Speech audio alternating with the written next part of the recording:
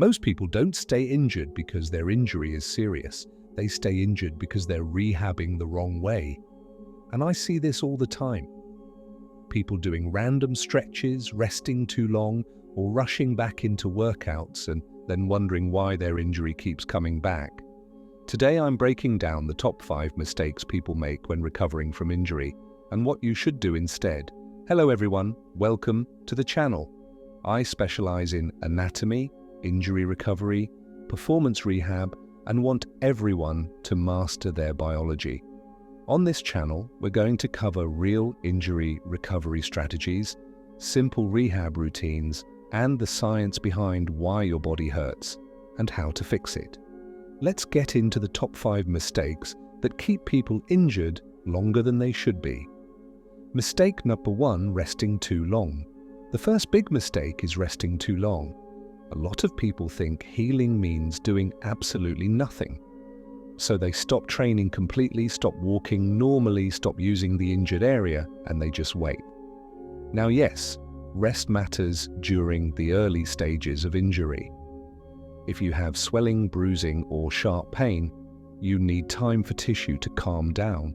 But here's the problem. After the first few days, your body starts adapting to the lack of movement. Muscles weaken, joints stiffen, balance and coordination get worse, and blood flow decreases. So even if the injury itself is healing, the rest of your body is getting weaker. For example, with an ankle sprain, if you stay off it too long, your ankle loses stability, your calf weakens, your balance gets worse, and then the next time you try to run or jump, you roll it again. What to do instead? The solution is controlled movement. This means you want to start with safe, pain-free motion as soon as possible. Even simple exercises like ankle pumps, gentle range of motion, light walking, or basic mobility work can speed up recovery. Movement tells your body, this area is safe, build strength again. Mistake number 2, stretching when you need strength. Mistake number 2 is stretching when you actually need strength, and this is a huge one.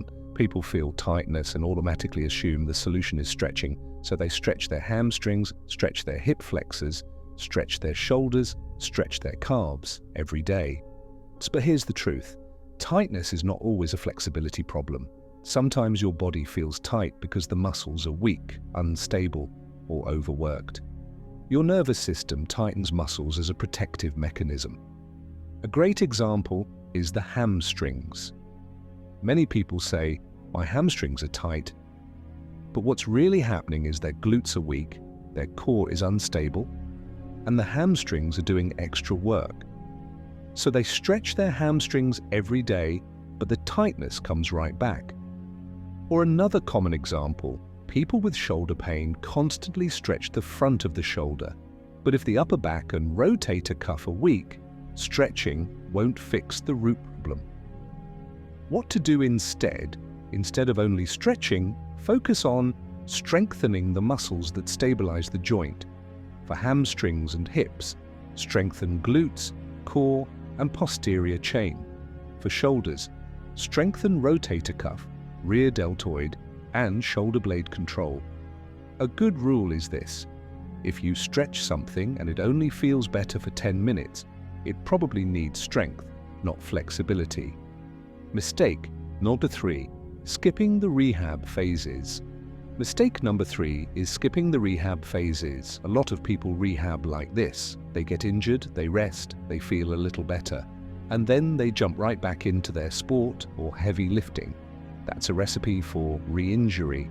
Real rehab follows phases. Phase 1 is pain reduction and mobility. Phase 2 is stability and control. Phase 3 is strength building. Phase 4 is power, speed, and explosive movement. And Phase 5 is return to sport or return to full training. Most people skip Phase 2 and Phase 4. They don't rebuild balance, coordination, and joint stability, and they don't rebuild explosive movement, so they return too early and their body can't handle the load. That's why someone can feel fine walking around, but then they try to sprint, jump, or squat heavy, and the pain comes right back. What to do instead? Follow a progression. Ask yourself, can I move pain-free? Can I control the joint? Can I load it with strength training? Can I handle impact and speed? If the answer is no, you're not ready for full sport yet. Mistake. Number 4. Training through sharp pain. Mistake. Number 4 is training through sharp pain. There's a difference between discomfort and warning pain. A mild burn in a muscle? That can be normal. A stretching sensation? That can be normal. But sharp pain, stabbing pain, pinching pain, or joint pain is a red flag.